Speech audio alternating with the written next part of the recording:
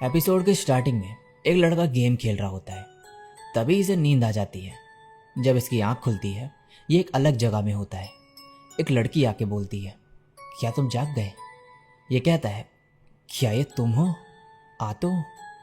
ये कहती है, यस माई किंग। और ये हैरान हो जाता है। इसके बाद ये कह रहा होता है कि आतो माई नोगरा की हीरो यूनिट में से एक है। हालांकि यह काफ़ी वीक है गेम के स्टार्टिंग में, लेकिन इसके पास काफ़ी पावरफुल अफिनिटीज़ हैं और साथ ही में ये डिफीटेड यूनिट्स की एबिलिटीज़ भी एक्वायर कर सकती है। ये वो कैरेक्टर है जिसे मैं सबसे ज़्यादा पसंद करता हूँ उस गेम में। ये मुझे किंग कह रही है, इसका मतलब है माइनोगरा का लीडर।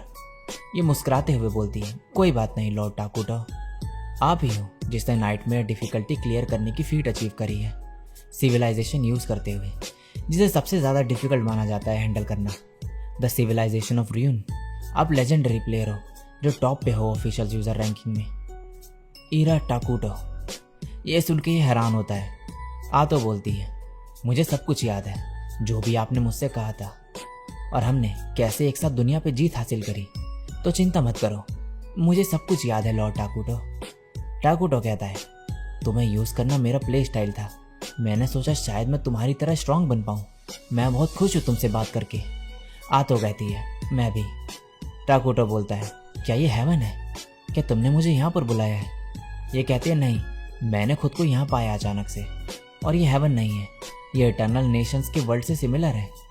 ये काफ़ी खुश होती है कि फाइनली टाकुटो से मिली और एक साथ फिर से शुरू करने के लिए कहती है और बोलती है, चलो एक किंगडम बनाए सिर्फ तुम्हारे और मेरे लिए।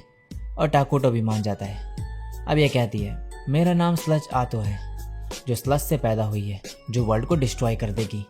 अब से मेरी बॉडी और माइंड आपकी है। टाकुटो कहता है, तुम मेरी एक लौती सबॉर्डिनेट और राइट हैंड वुमेन हो। हमारी सिविलाइजेशन सबसे ज़्यादा ईविल होगी और काफ़ी स्पेशलाइज्ड रहेंगे डोमेस्टिक अफेयर्स में हम, तो तुम्हें तो पता ही होगा उसके लिए हमें क्या करना होगा। आतो कहती है, हाँ। टाकुटो बोलता है, हम लोग शट-इन्स बनेंगे। आतो कहती है, चलो खुद को बंद कर ले कहीं। नेक्स्ट सीन में टाकुटो एक स्काउट को बुलाता है और कहता है, हमें अवॉइड करना पड़ेगा कि कोई हमें ढूंढे, हमें इन्फो इकट्ठी करनी पड़ेगी सबसे छुप के। और टाकुटो फिर इस मॉन्स्टर को ऑर्डर देता है आसपास का एरिया स्काउट करने के लिए। और आतो बोलती है, ग्रेट किंग टाकुटो को निराश मत करना। और ये मॉन्स्टर डर के यहाँ से तेजी में निकल जाता है। टाकुटो इसका विजन भी शेयर कर पा रहा होता है।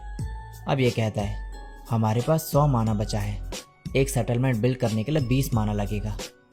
मैं एक वॉरियर बनाना चाहता था लेकिन माना नहीं था उतना।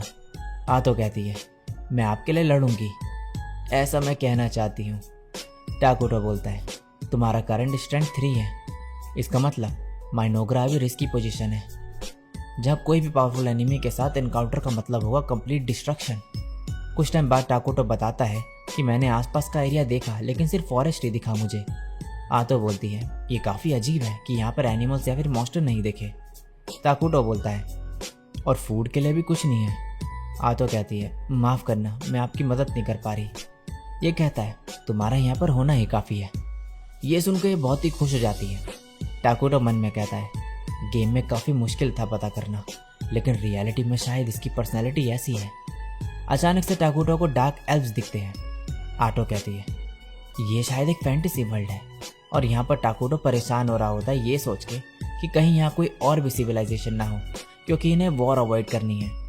आतो कहती है, अगर ऐसा है तो एक साथ भाग जाएंगे हम। ये कहता है, हाँ, माइनोगरा पीस और हार्मनी पसंद करता है और दोनों खुश होते हैं कि अगर कुछ हुआ तो यहाँ से भाग जाएंगे साथ में। लेकिन तभी यहाँ पर कोई आता है पीछे से और ये डार्क एल्व्स होते हैं। इन्हें देख के टाकुटो हैरान होता है। नेक्स्ट सीन में एल्व्स दिखाए जाते हैं और एक एल्फ कह रहा होता है, हेड वॉरियर गिया, मुझे लगता है हमें अकर्स्ड लैंड छोड़ देना चाहिए। हेड कहता है, उससे क्या होगा, अब हमें अपनी लैंड छोड़नी पड़ी और अब कोई भी जगह नहीं है रहने को। पता नहीं बच्चे कब तक सरवाइव कर पाएंगे, यहाँ कुछ ना कुछ होगा खाने को। एक एल्फ कहती है, इडोराग्या के अनचार्टेड टेरिटरी के एज पे एक बड़ा कर्स्ड फॉरेस्ट है जिसे अकर्स्ड लैंड कहते हैं। ऐसा बुक्स में लिखा हुआ है कि वहाँ पर कुछ ईविल सील करा गया है और वो जो भी है वो लाइफ को फ्लरिश नहीं होने देगा कभी।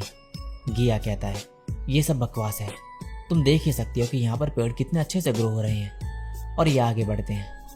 अब प्रेजेंट में टाकुटो के सामने होते हैं और इसे देखकर ये डरा हुआ होता है। टाकुटो इन्हें कुछ अलग ही दिख रहा होता है कि मन में कह रहा होता है ये तो ईविल का मैनिफेस्टेशन है। मेरे एक्शन की वजह से मेरी पूरी ट्राइब खतरे में पड़ सकती है, मुझे केयरफुल रहना होगा। और ये टाकुटो के सामने झुक के कहता है मैं एक डार्क एल्फ हूँ माजरा क्लैन से, मैं हेड वॉरियर गिया नागिब हूँ। मैं देख सकता हूँ कि आप एक हाईली एस्टीम्ड इंडिविजुअल हैं, तो मुझे माफ़ कर दो आपके फॉरेस्ट में बिना परमिशन के घुसने के लिए। आतो बोलती है अच्छी बात है कि तुम्हें पता है कि यहाँ पे आने का क्या मतलब है, तो ये किस लिए किया तुमने? ये बताता है कि हमारा क्लैन आडोरागिया के सेंट्रल में था, हमारे फॉर्मर लीडर्स जो कि एल्फ्स की हाईएस्ट अथॉरिटी थी द ट्रैकी काउंसिल। ये सब सुन के आतो गुस्से में बोलती है इतना लंबा भाषण नहीं चाहिए। ये कहता है हमें वहाँ से निकाल दिया गया और हमारे पास कोई भी जगह नहीं, तो हम यहाँ पर आ गए। टाकुटो बोलता है तुम काफ़ी कमज़ोर लग रहे हो। गिया कहता है हमें मारा जा रहा था इसलिए हम वहाँ से भाग गए और काफ़ी दिन हो गए हमें खाना खाए। और ये मन में कह रहा होता है हमें इतना सब क्यों सहना पड़ा, हमने ऐसा क्या करा था, हम सिर्फ शांति से रहना चाहते थे। तभी टाकुटो इनकी तरफ एप्पल्स फेंक देता है और खाने को बोलता है।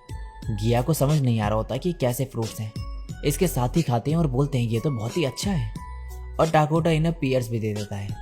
ये सब देखकर ये बोलता है हमारे साथ और भी लोग हैं और बच्चे भी जिन्होंने काफ़ी दिनों से कुछ नहीं खाया है, उनके लिए ले जाना चाहता हूँ मैं ये सब सुन के टाकुटो इन्हें बहुत सारा खाना दे देता है।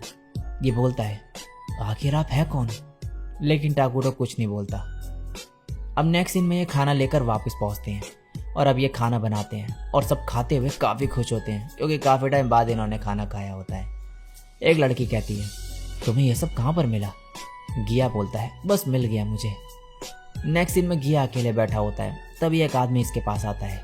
ये बोलता है एल्डर मोल्टार, और ये बोलता है तुम खाना लाए, वो मैंने कभी नहीं देखा अपनी ज़िंदगी में, काफ़ी बढ़िया था वो। गिया कहता है हाँ ये पहली बार है जब मुझे पता चला कि इतने टेस्टी फ्रूट्स भी एग्जिस्ट करते हैं इस दुनिया में। मोल्टार बोलता है क्या कुछ हुआ है? गिया बोलता है मैं एक लेजेंडरी बीइंग से टकराया फॉरेस्ट में। मोल्टार कहता है किस तरह का? गिया कहता है मुझे याद है कि एम्बले ने बोला था एक बीइंग के बारे में जिसे सील करा गया कर्स्ड लैंड में। मोल्टार बोलता है तुम किंग ऑफ र्यून से मिले? गिया कहता है आपको उसके बारे में पता है? मोल्टार बताता है कुछ किताबों में लिखा है जब दुनिया अपने लिमिट पर पहुंच जाएगी तब किंग ऑफ र्यून आएगा और वो सब कुछ खत्म कर देगा, सब कुछ स्क्रैच से स्टार्ट करेगा। ये क्लियर नहीं है कि इसमें कितनी सच्चाई है, लेकिन मैं ये नहीं कह सकता कि ये झूठ है। क्या उसने कहा था कि वो ये है? गिया कहता है उसने नाम नहीं बताया। मोल्टार बोलता है क्या तुमने उससे बात की? गिया बताता है नहीं, वो हमारी समझ से परे था, लेकिन उसके पास एक यंग वुमेन थी जो उसे सर्व कर रही थी और उसी ने किंग के वर्ड्स बताए हमें। मोल्टार बोलता है मैं कह नहीं सकता तो किंग ऑफ र्यून से मिले, लेकिन वो कुछ सही नहीं लग रहा। अब जब मैंने खाना खा लिया है और मेरा माना वापस आ गया है, मैं कह सकता हूँ कि यह फॉरेस्ट थोड़ा अजीब है। क्या तुमने उसे फूड के बदले कुछ दिया? गिया कहता है नहीं कुछ भी नहीं। मोल्टार बोलता है एक ईवल बीइंग क्यों फ्री में कुछ भी देगा? गिया कहता है पता नहीं, शायद इस ग्रेस हमारी सिचुएशन समझे और अफसोस जताया। मोल्टार बोलता है तुमने उसे हिज ग्रेस कहा? क्या उसने तुम पे कोई जादू किया है? गिया कहता है बिल्कुल भी नहीं। मोल्टार बोलता है फिर हिज ग्रेस क्यों बोला तुमने? ये रेस्पेक्ट के लिए यूज करा जाता है। गिया बोलता है हिज ग्रेस ने हमारी मदद करी है। मोल्टार कहता है लेकिन वो एक इविल बीइंग है। लेकिन गिया कहता है उन्हीं की वजह से हम ऐसे बहस कर पा रहे हैं और हमें खाने को मिला। मुझे क्या करना चाहिए था एल्डर? मोल्टार बोलता है मुझे भी नहीं पता, माफ़ कर दो गिया, तुमने अच्छा काम किया। मैं किंग के साथ बातचीत हैंडल कर लूँगा, डार्क एल्फ का लीडर होने के नाते। मैं 200 सालों से जिंदा हूँ, कुछ ना कुछ ज़रूर सोच लूँगा मैं। दूसरी तरफ यहाँ पर आतो गुस्सा कर रही होती है टाकुटो पे ऐसे माना यूज़ करने के लिए। टाकुटो माफ़ी मांगता है और कहता है तुम जो बोलोगी मैं कर दूंगा। यह कहती है ये कुछ ज़्यादा नहीं हो गया? तुम्हें ऐसे प्रॉमिस नहीं करना चाहिए। टाकुटो बोलता है मुझे तुम्हारी ज़रूरत है आतो। ये खुश होते हुए बोलती है माफ़ कर दो मुझे। टाकुटो बोलता है मैं उन डार्क एल्फ से बात नहीं कर पाया सही से, जबकि तुमसे कर पा रहा हूँ। जब दूसरों के सामने होता हूँ तो कोई वर्ड्स नहीं निकलते। आतो बोलती है शायद वो सिर्फ तुम रोल प्ले कर रहे थे कि ताकतवर लोग लंबी लंबी बातें पसंद नहीं करते और डिटेल वाली बातें अपने सबॉर्डिनेट्स पे छोड़ देते हैं। टाकुटो बोलता है शायद मैं अजीब हूँ, और ये सोच के रोने लगता है कि ये किसी से बात नहीं कर पाता जो इसके क्लोज नहीं होता। और आतो इसे शांत कर रही होती है ये कह के कि स्ट्रॉन्ग हमेशा उन्हीं से बात करते हैं जिन पर ट्रस्ट करते हैं। लेकिन डाकोटा रोता रहता है और इसी के साथ ये एपिसोड यहीं पे एंड हो जाता है। सो गाइस, फर्स्ट एपिसोड में बस इतना ही था। अगर आपको ये एनीमे अच्छा लगा हो तो नीचे कमेंट करके ज़रूर बताना और इस वीडियो पे एक लाइक ज़रूर कर देना।